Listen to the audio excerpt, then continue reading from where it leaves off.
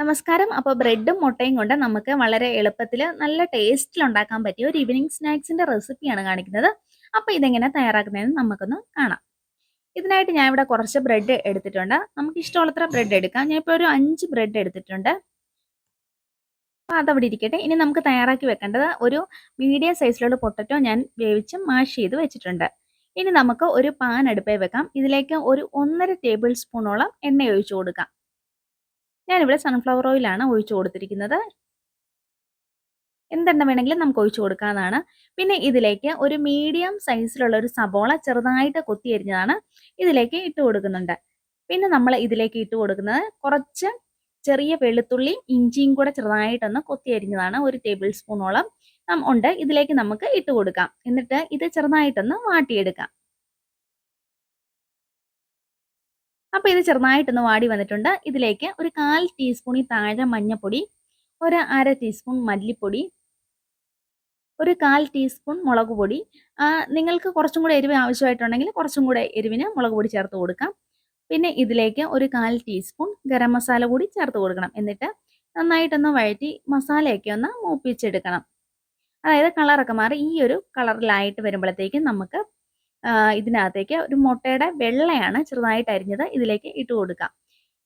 ഈ മുട്ടയുടെ വെള്ളയോടൊപ്പം തന്നെ നമ്മൾ നേരത്തെ മാഷ് ചെയ്ത് വെച്ച പൊട്ടറ്റോയും കൂടെ ചേർത്ത് ഇതുപോലെ ഒന്ന് ഇളക്കി നന്നായിട്ടൊന്ന് റെഡിയാക്കി മാറ്റി വെക്കാം. ഇനി നമ്മൾ എടുത്തിരിക്കുന്ന ബ്രെഡിൻ്റെ ഒന്ന് ഒരു റൗണ്ട് ഷേപ്പിലൊന്ന് കട്ട് ചെയ്തെടുക്കുന്നുണ്ട്. ഇതിനായിട്ട് ഞാനൊരു ടിന്നിൻ്റെ അടപ്പാണ് എടുത്തിരിക്കുന്നത്. അപ്പം ബാക്കിയുള്ള ബ്രെഡ് ക്രംസ് നമുക്ക് എടുത്തിങ്ങനെ ഒന്ന് മാറ്റി വെക്കാം. അപ്പോൾ നമുക്ക് ഈ ബാക്കി വന്ന ബ്രെഡ് ക്രംസ് കളയേണ്ട കാര്യമില്ല. ഇത് മിക്സിയിലൊന്ന് ബ്രെഡിൻ്റെ ഇത് ഒന്ന് പൊടിച്ച് വെക്കാം. അപ്പോൾ നമുക്കിത് ബ്രെഡ് ക്രംസ് ആയിട്ട് ഉപയോഗിക്കാം. ഇത് ലാസ്റ്റ് ആവശ്യമായിട്ട് വരുന്നതാണേ. അപ്പം ഞാൻ ഈ ബ്രെഡെല്ലാം ഇങ്ങനെ ഒന്ന് റൗണ്ടിൽ കട്ട് ചെയ്ത് ഇതിൻ്റെ നേരെ നടുവേ ഒന്നുകൂടി ഒന്ന് കട്ട് ചെയ്തിട്ടുണ്ട്. അതായത് ഈ ഒരു ഷേപ്പിൽ. എന്നിട്ട് ഇതിൻ്റെ ഒരു വശത്ത് നമ്മുടെ മസാലക്കൂട്ട് വെച്ച് കൊടുക്കാം. മുട്ടയും പൊട്ടറ്റോയൊക്കെ ഉള്ള മസാലക്കൂട്ട് നമുക്ക് ഒരു സൈഡിൽ വെച്ച് കൊടുക്കാം. അപ്പോൾ ഇങ്ങനെ ഇപ്പോൾ എല്ലാ സൈഡിലും ഞാൻ മസാലക്കൂട്ട് വെച്ച് കൊടുത്തിട്ടുണ്ട്. ഇനി നമുക്ക് ബാക്കിയുള്ള ഒരു സൈഡിൽ ചെറുതായിട്ട് ടൊമാറ്റോ കെച്ചപ്പ് ഇല്ലേ, ടൊമാറ്റോ സോസ്, അത് ഒരു സൈഡിലേക്ക് കുറേശ്ശെയായിട്ട് ഇങ്ങനെ തേച്ച് കൊടുത്തിട്ടുണ്ട് എല്ലാ ഭാഗത്തും. എന്നിട്ട് ഈ ടൊമാറ്റോ സോസ് തേച്ച ഭാഗം മറ്റേതിൻ്റെ മുകളിലേക്ക് വെച്ച് ചെറുതായിട്ടൊന്ന് പ്രസ് ചെയ്ത് കൊടുക്കാം. എന്നിട്ട് ഒരു മുട്ട ഒന്ന് ഉടച്ചെടുത്തതാണ് ഇതിലേക്കൊന്ന് മുക്കി കൊടുക്കാം. പിന്നെ നമ്മൾ നേരത്തെ മിച്ചം വന്ന ആ ബ്രെഡിൻ്റെ അത് മിക്സിയിലിട്ട് പൊടിച്ചെടുത്ത് മാറ്റി വെച്ചതിനകത്തേക്ക്, അതായത് ബ്രെഡ് ക്രംസിലേക്ക് ഇതൊന്ന് കോട്ട് ചെയ്തെടുക്കണം.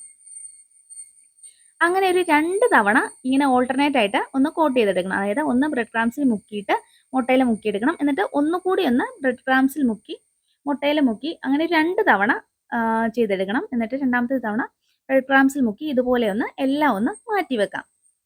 അപ്പം ഞാൻ ഇതുപോലെ എല്ലാം 2 തവണ മുട്ടയിൽ മുക്കി ബ്രെഡ് ക്രംസിൽ മുക്കി മാറ്റി വെച്ചിരിക്കുന്നതാണ്. ഇനി ഒരു പാനിലേക്ക് കുറച്ച് എണ്ണ ഒഴിച്ചു കൊടുക്കാം.